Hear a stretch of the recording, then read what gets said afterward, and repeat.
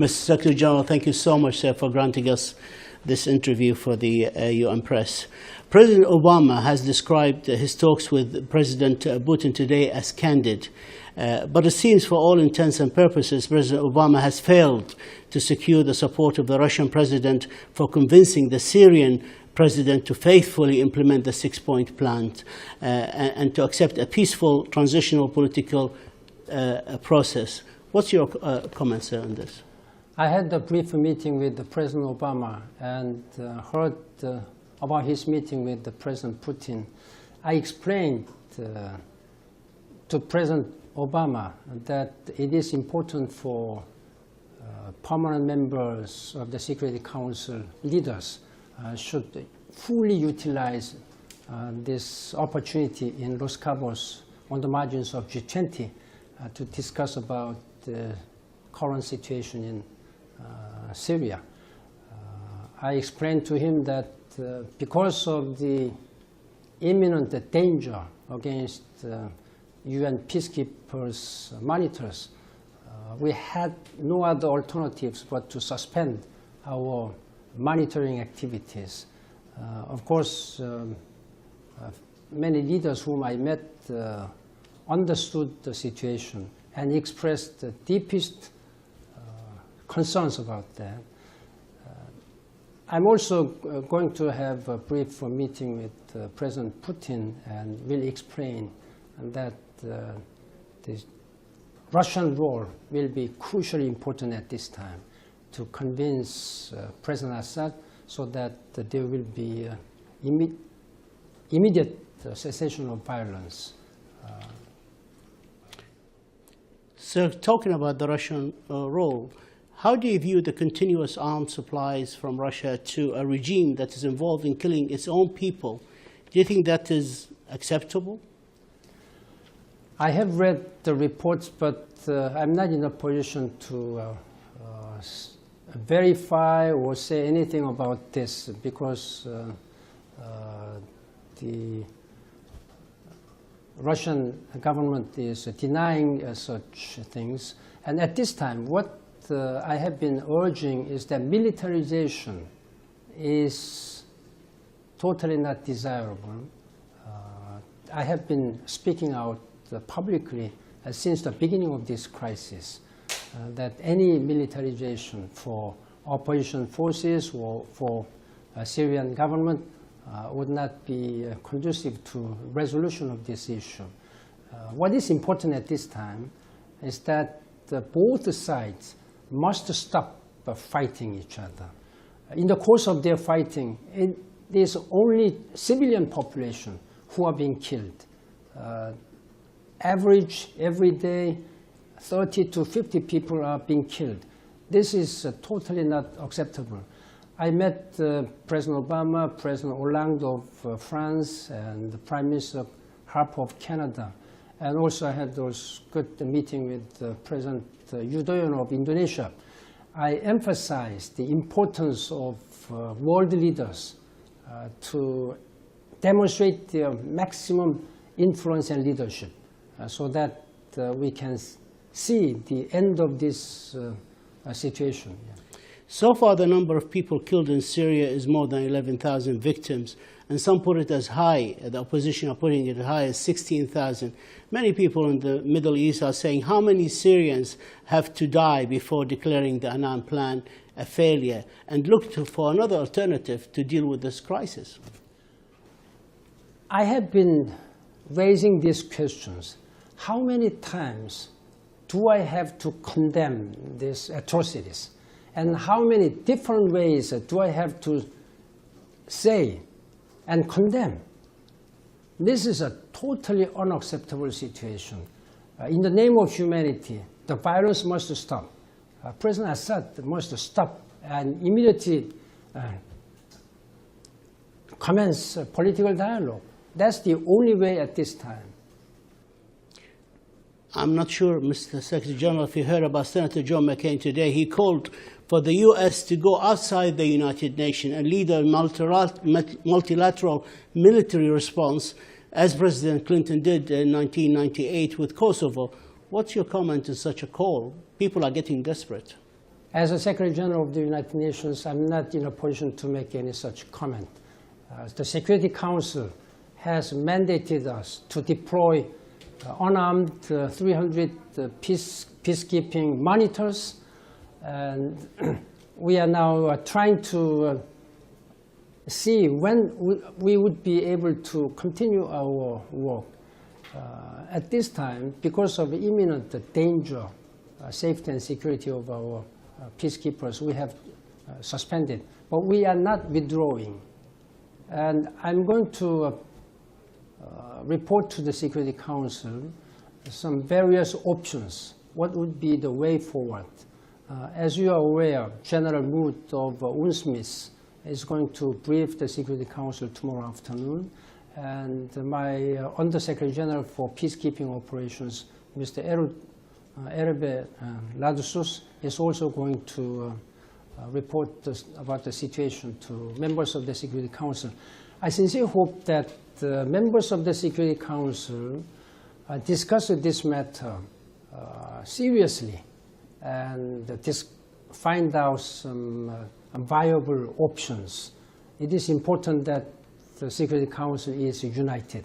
When Security Council was united, we have seen that there was a huge impact in resolving the conflict issues, as we have seen in the case of Cote d'Ivoire and also Libya. I sincerely hope that this time, again, Security Council will take resolute and firm actions. Your DPKO chief, Hervé Latsos, has already termed the conflict in Syria as a civil war.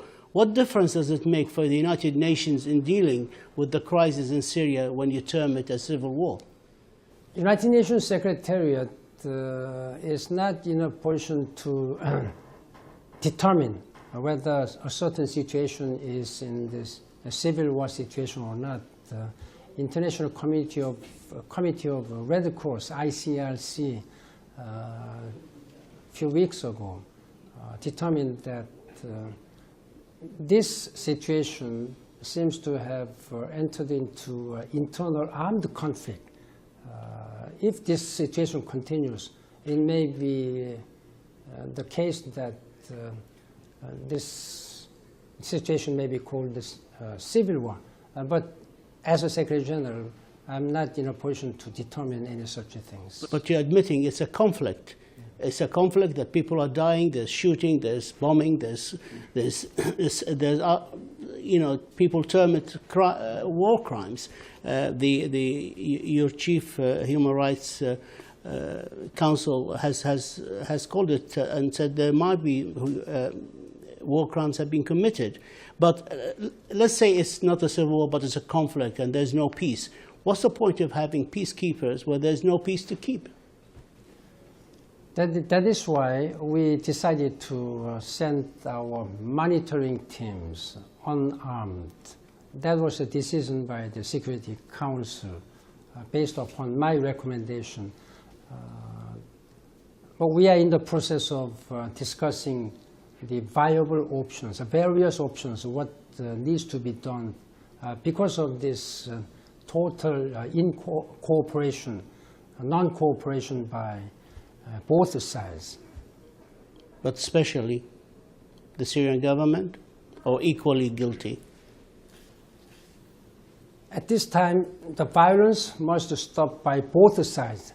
But primary responsibility should be on the authorities of the Syrian government, because they are the government, they are the authorities of this country. And in terms of equipment, Syrian government forces have been using in proportionate way, attacking civilians as well as opposition forces. Talking about the option, Mr. Secretary General, there are ideas like the Annan idea of setting up a contact group, and also there is a Russian idea of an international conference on Syria. But how do you view these ideas, both ideas? Are these the options are you talking about, or do you have other ideas to try to solve the crisis? The idea of convening a contact group is being discussed among permanent members of the Security Council and the key players in the region.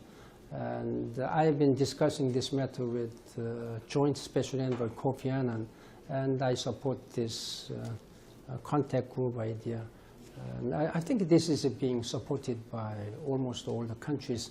The question is the composition of the participants, who would be invited, and what would be the agenda. These are major two issues which still we are now in the process of discussing. Kofi Annan described Iran as an important player in the region, and could be part of the solution. Do you see it that way, Mr. Secretary General? Of course, you know, he was mandated by the United Nations General Assembly and League of Arab States, and we have appointed as a joint special envoy. He has put forward a 6-point plan. Unfortunately, these 6-point plans have not been implemented by both sides. And particularly, we have not been able to receive a full support from Syrian government. But we have to do all what we can to implement this one.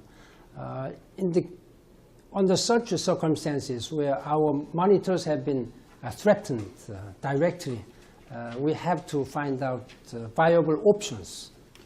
2 short questions, sir. Iran, you didn't answer me. How do you view Iran participation in a contact group or an international conference? Do you support the idea of including Iran? That is still the subject of the discussions among the parties concerned. For me, I think that personally it's up to the participants to decide. Do you think it's a good thing? I believe that it's better to have broader participants. Including Iran? Yes. Last question, sir. Do you exclude the possibility of terminating UNSMIS's mandate and presence in Syria before the 90-day period, before the 20th of July? If this violence continue and maybe increase, do you exclude the possibility of terminating the mandate of UNSMIS and getting them out of danger? It's premature at this time for me to determine or to suggest any particular option.